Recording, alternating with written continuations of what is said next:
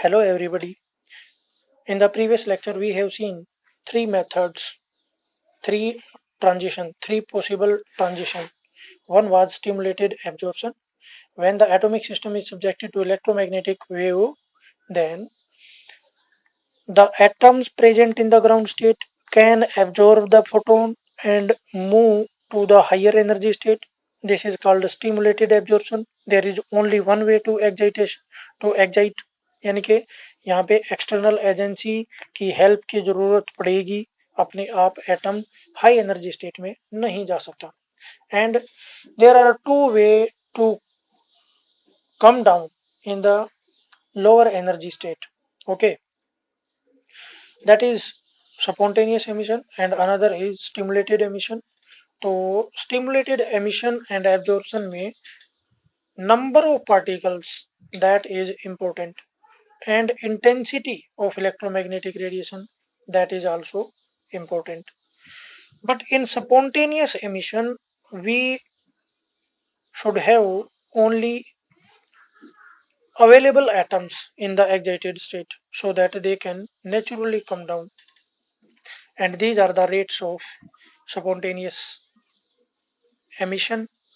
This is the rate of stimulated emission and this is the rate of stimulated absorption. तो absorption में lower energy state से high energy state में atom जाएगा और emission में high energy state to low energy state, high energy state to low energy state में atom आएगा.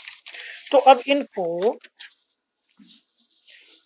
हम यहाँ पे इस वाले टॉपिक में आज के लेक्चर में आइंस्टीन कोफिशिएंट फाइंड आउट करना चाह रहे हैं, ए एंड बी. और ए और बी क्या है, क्या इनकी इम्पोर्टेंस है, वो हम थोड़ा सा डिस्कस करेंगे और इनके बीच में रिलेशन क्या है वो भी फाइंड आउट करेंगे.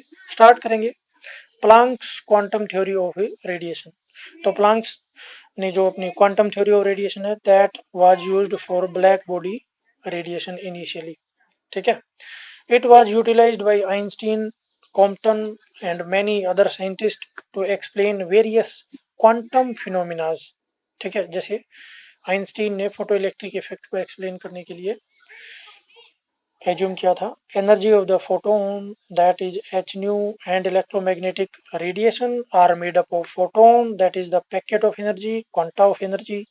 And here to explain the transition of the atoms from one energy level to another energy level, Einstein predicted very important and famous concept that is concept of stimulation. यानी कि इसमें क्या होता है, ये prediction कहती है कि इलेक्ट्रोमैग्नेटिक वेव्स जो हैं यानी कि फोटॉन्स हैं वो सिर्फ ग्राउंड स्टेट एटम्स को एक्साइट ही नहीं करते बल्कि वो डी एक्साइट भी कर सकते हैं. समझ आ रही है? ठीक है. So this is the concept of stimulation, stimulated emission. Okay, ये हम प्रीवियस लेक्चर में डिस्कस कर चुके हैं. Now come to this topic.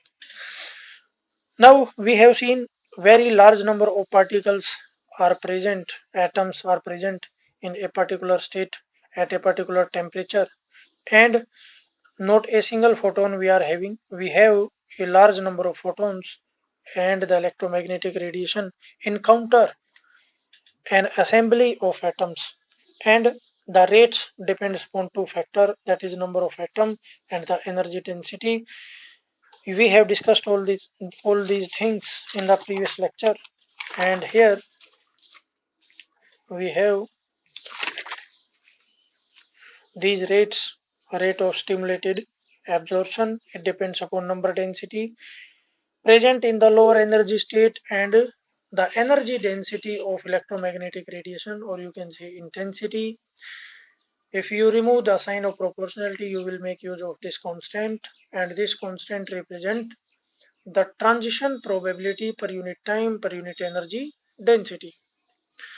And the spontaneous emission, this is naturally occurring, it cannot be accelerated or deaccelerated, its rate cannot be increased or decreased by changing physical parameter because it happen naturally. This is a spontaneous process and depends only on the availability of the atoms present in the higher energy state. अभी देखिए emission हो रहा है, ठीक है, तो emission में particle atom कहाँ पे प्रेजेंट है, हाई एनर्जी स्टेट में.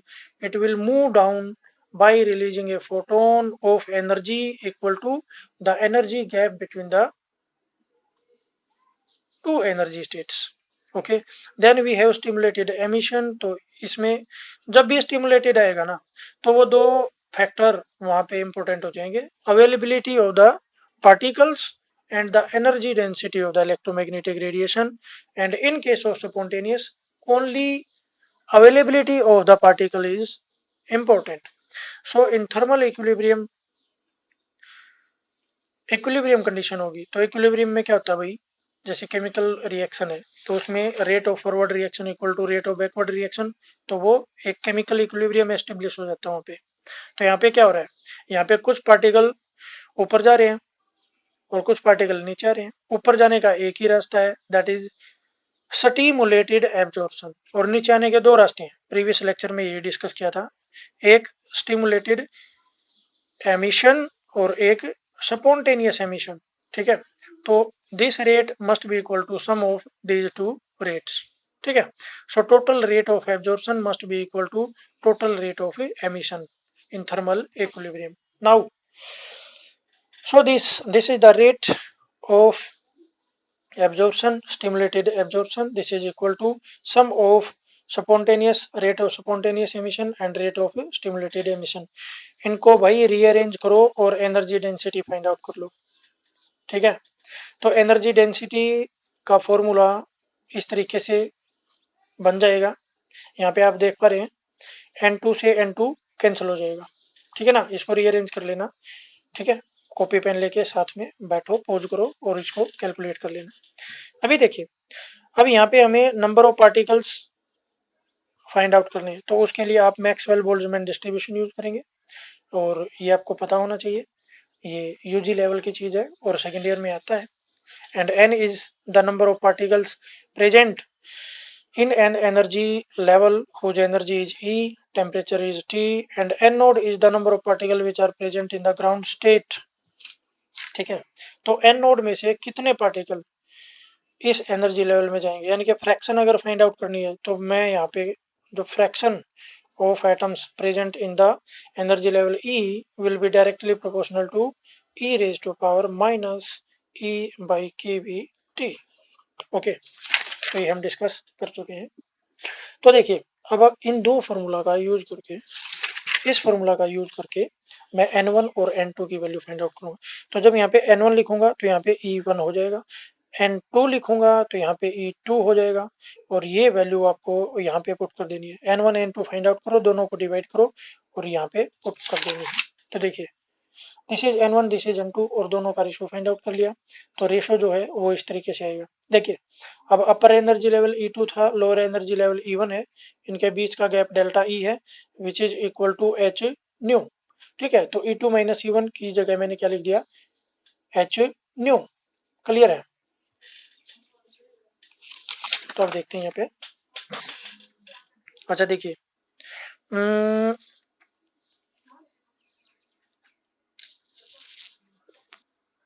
ओके क्लास, ये मैंने थोड़ा सोल्व करने में इसको गड़बड़ किया है, तो ये प्लस है. देखिए, this is not minus, this is plus. Okay, so this ratio is equal to this.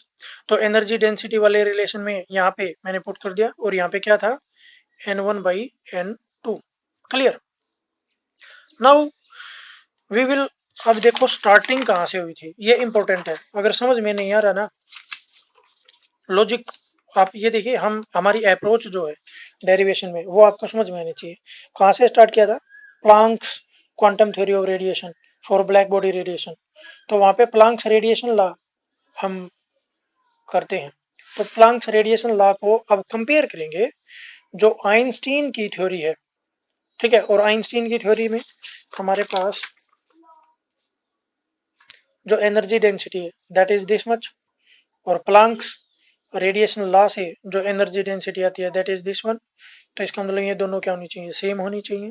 तो कंपेयर करके यहाँ पे हम जो कोफिशिएंट्स हैं ये जो कॉन्स्टेंट्स हैं, रेट ऑफ ट्रांजिशन प्रोबेबिलिटीज हैं, इनका रेशो फाइंड आउट कर सकते हैं। देखिए अब ये वाला फैक्टर है, ये अलग है और ये अलग है, तो यहाँ पर भी ये एक्सपोनेंशियल वाला पार्ट अलग है और ये अलग है। तो ये जो अलग वाले पार्ट है इनको कंपेयर कर लो, और ये जो एक्सपोनेंशियल वाले पार्ट है इनको कंपेयर कर लो, आपके पास कॉन्स्टेंट्स की वैल्यू आ जाएगी। तो देखिए a21 बाई b21, ठीक है, this must be equal to this one. इस फैक्टर के अगर इक्वल हो तभी ये हमारा मेथड करेक्ट हो सकता है। दूसरा, अब एक्सपोनेंशियल वाले फैक्टर के साथ यहाँ पे हमारे पास क्या है, b12 b21, b12 by b21, और यहाँ पे हमारे पास कुछ है ही नहीं, तो यहाँ पे मैं क्या मानूंगा, this is equal to unity. Clear. तो यहाँ से मेरे पास ये दो पॉइंट्स आ जाते हैं, एंड फ्रॉम हियर ये जो ट्रांजिशन प्रोबेबिलिटी है from high energy state to low energy state, spontaneous में और स्टिमुलेटेड में, that is equal to this much, and that ratio is directly proportional to nu cube of the frequency, and b12 and b21 these are equal to 1। यहाँ पे देखिए 1 के equal आ गया। तो इसका मतलब ये जो ट्रांजिशन प्रोबेबिलिटी है per unit time per unit energy density in stimulated absorption and stimulated emission, those are same. ठीक है, यहाँ पे लिखा है, इसको देख लेना। अब जो दो फिनोमिना है, emission can occur in two way, we have discussed in the previous lecture, that is stimulated emission and spontaneous emission. अब इन दोनों के चांसेस को और प्रोबेबिलिटी को, और एक तरह से हम ये फाइंड आउट करेंगे किस कंडीशन में स्टिमुलेटेड एमिशन ज्यादा होगा और किस कंडीशन में स्टिमुलेटेड स्पॉन्टेनियस एमिशन ज्यादा होगा। ठीक है, तो जो इक्वेशन नंबर 5 है, यानी कि मेरा ये वाला रिलेशन है, मैं अगर इसको रीअरेंज करता हूँ और ये रेशो फाइंड आउट करता हूँ, बेसिकली मैंने क्या किया, ये जो एक्सपोनेंशियल वाला पार्ट डिनोमिनेटर में है इसको ऊपर ले जाओ और एनर्जी डेंसिटी को नीचे ले आओ, तो यहाँ पे क्या हो जाएगा, a21 b21 by energy density नीचे आ गई, ये आ गया। ठीक है, और एक्सपोनेंशियल वाला पार्ट डिनोमिनेटर सारा ऊपर चला गया न्यूमरेटर में, तो ये आ गया अपना न्यूमरेटर। तो यहाँ पे मैं कंडीशन लगाता हूँ एट ए गिवन टेम्परेचर, यानी कि थर्मल इक्विलिब्रियम की बात हो रही है, when the energy of the photon is very less than the thermal energy of the atom, then we can expand this exponential। अभी देखिए e raised to power x, इसको आप ओपन कर सकते हैं, and this will be 1 plus x square by 2 factorial, ऐसे करके इसका रिलेशन होता है मैथ्स में, तो वो मैंने ओपन कर दिया यहाँ पे। ठीक है, और हायर ऑर्डर पावर हैं जो, उनको मैंने नेग्लेक्ट कर दिया, क्योंकि ये जो फैक्टर है this is very less than 1, इसको K2 को KBT को इसके नीचे ले आओ, तो मेरे पास क्या जाएगा, H new by KBT, this is very less than 1। तो हायर पावर्स हैं जो, उनको हम क्या कर देंगे, नेग्लेक्ट। क्लियर। तो अगर इस फॉर्मूला एक्सपेंशन को मैं यहाँ पे एडजस्ट करता हूँ, तो देखिए यहाँ पे -1 भी है, तो ये +1 -1 कट जाएंगे, and we are left with this, and this is very less than 1। तो इसका मतलब क्या हुआ, जो A21 है और इस B21 एनर्जी डेंसिटी को उधर लेके जाओ, तो मैं ये लिख सकता हूँ, ये क्या है, this is the probability of transition per unit time, और ये क्या था, probability of transition per unit time per unit energy density, तो इसको एनर्जी डेंसिटी से मल्टीप्लाई कर देंगे, तो ये फैक्टर क्या हो गया, probability of transition per unit time, और इधर भी this is very large for stimulated emission as compare to spontaneous emission. ठीक है, तो यहां से ये कंक्लूजन आता है, इक्वेशन 5 से हमारे पास कंक्लूजन आता है, number of spontaneous emission are very less as compare to stimulated emission when energy of the photon is very less than the thermal energy of the atom. समझ पा रहे हो? So this is the thing. Now you can compare what will happen if the energy of the photon is very large as compared to the thermal energy of the atom। okay, तो फिर हमारे पास जो higher power है उनको आप neglect नहीं कर सकते, because it will be very large than 1, तो ये कंडीशन आ जाएगी। तो इसमें हमारे पास क्या हो गया, इस केस में हमारे पास स्पॉन्टेनियस जो एमिशन है those will be higher as compare to stimulated emission. ठीक है. So this is how you can judge where the stimulated emission will take place and where, in which condition the stimulated emission will occur and in which condition spontaneous emission will occur. Okay, thanks class for watching the lecture, and if you find this lecture informative, please share it. Okay, and the next lecture will be very important. It is regarding laser, property of the laser. Thanks for watching the lecture again. Goodbye.